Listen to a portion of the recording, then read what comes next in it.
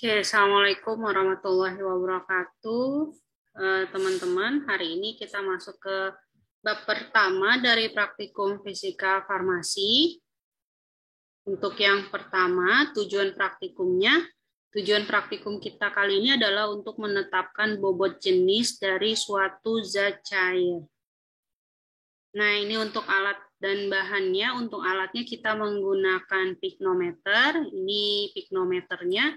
Piknometer itu ada beberapa ukuran, ada yang 5 mili, 10 mili, 20 mili, dan seterusnya. Kemudian ada timbangan analitik, ini untuk menimbang bahan, ya, alat dan bahan. Kemudian untuk bahan-bahannya kita menggunakan aquades, gliserol, kemudian parafin liquid, dan etanol. Nah, prosedur praktikumnya, ya.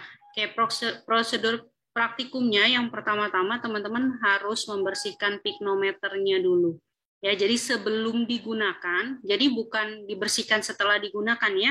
Sebelum digunakan, teman-teman harus memastikan bahwa piknometer ini sudah dalam keadaan bersih dan kering. Jadi kalau misalnya teman-teman mau menggunakan piknometernya, karena kita mau memasukkan beberapa jenis zat, maka teman-teman harus memastikan setiap piknometernya harus kering, baik bagian dalamnya ataupun bagian badan luar piknometernya. Jadi harus kering. Itu yang pertama teman-teman harus perhatikan. Ya.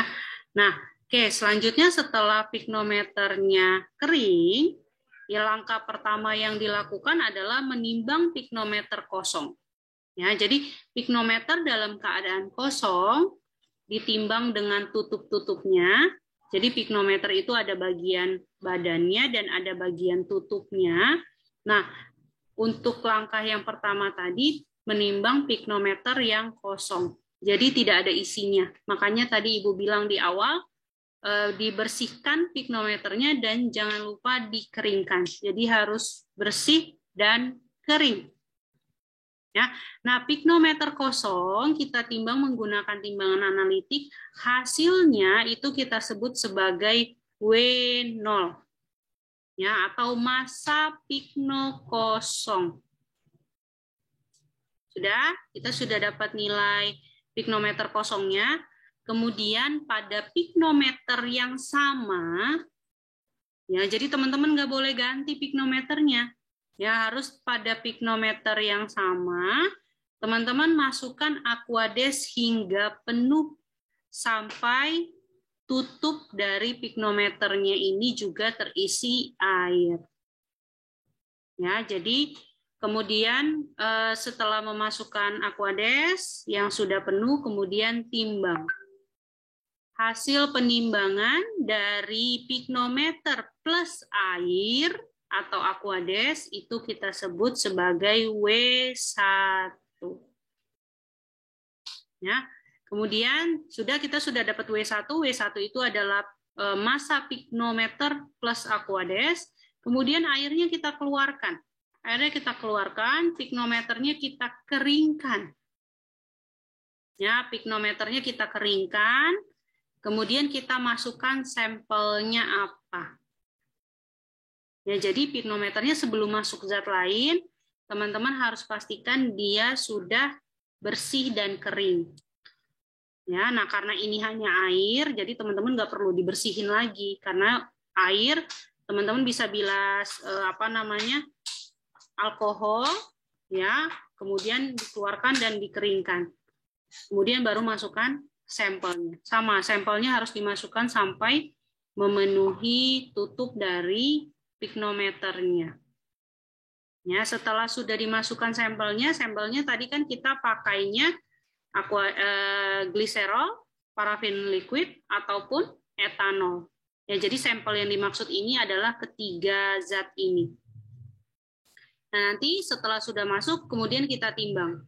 Hasil penimbangan piknometer yang berisi sampel, baik piknometer gliserol, piknometer etanol, ataupun piknometer parafin, ya, itu kita menyebutnya sebagai W2.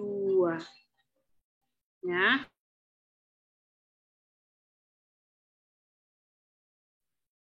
Ya, sebagai pikno W2.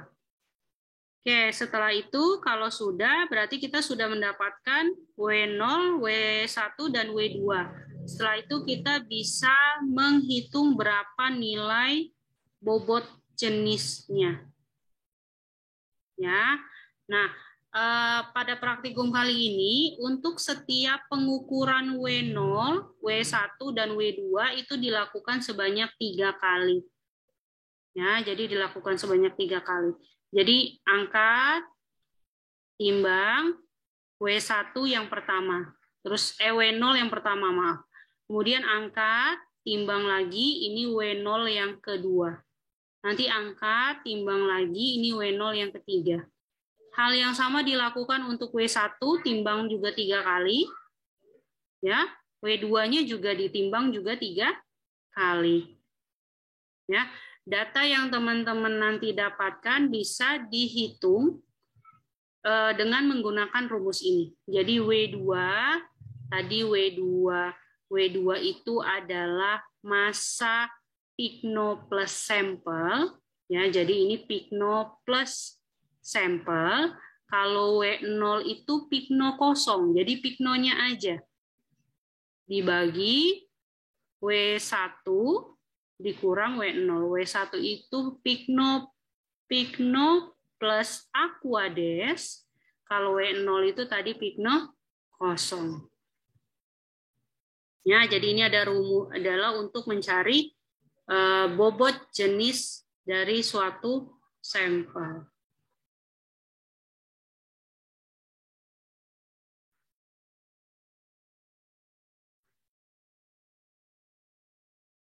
Nah, kemudian hal-hal yang perlu diperhatikan. Nah, pengisian zat cair itu tidak boleh terlalu penuh.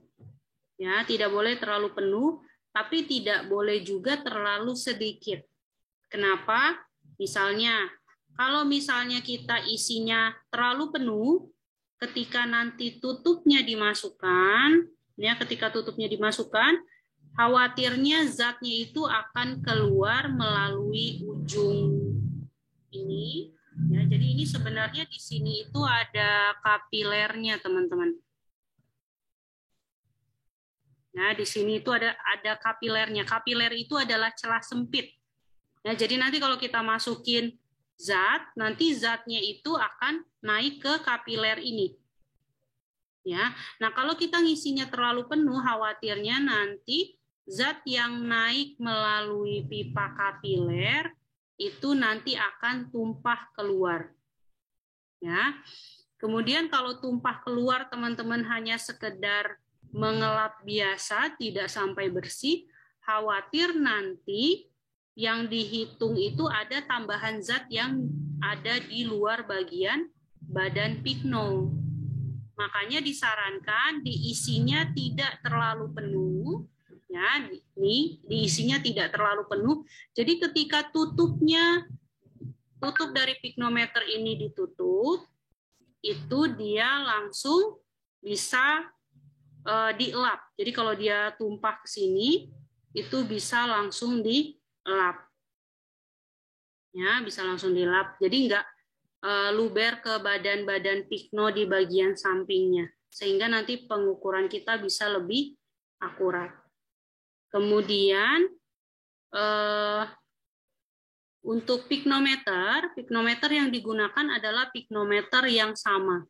Jadi piknometernya hanya satu.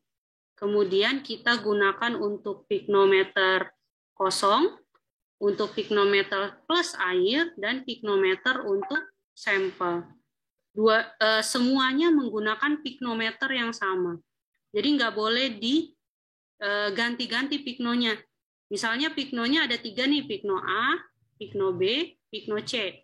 Kemudian pikno kosongnya pakai pikno A, pikno airnya pakai B, pikno plus sampelnya pakai pikno yang C. Nah, itu nggak boleh. Ya, jadi harus menggunakan 1 piknometer untuk semua pengukuran. Ya. Nah, kasusnya beda pikno itu kalau misalnya pikno A itu pakainya gliserol, pikno B-nya menggunakan parafin, pikno C-nya menggunakan apa tadi? Etanol. Ya. Nah, jadi beda pikno, beda sampel, bukan pikno kosong yang A, pikno air yang B, pikno sampel yang C, bukan. Tapi pikno yang A itu untuk kosong, untuk air, untuk sampel gliserin. Kalau yang B untuk kosong, untuk isi air, untuk sampel parafin liquid. Yang C untuk kosong, untuk isi dan isi aqueous dan untuk isi sampel etanol. Ya, jadi itu yang perlu teman-teman perhatikan.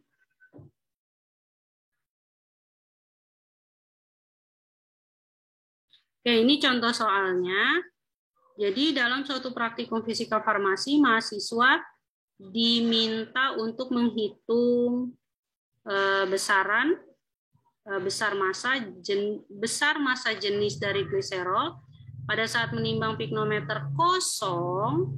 Ya, ini piknometer kosong didapatkan hasilnya adalah 21,308. Pikno kosong berarti W0. Ya.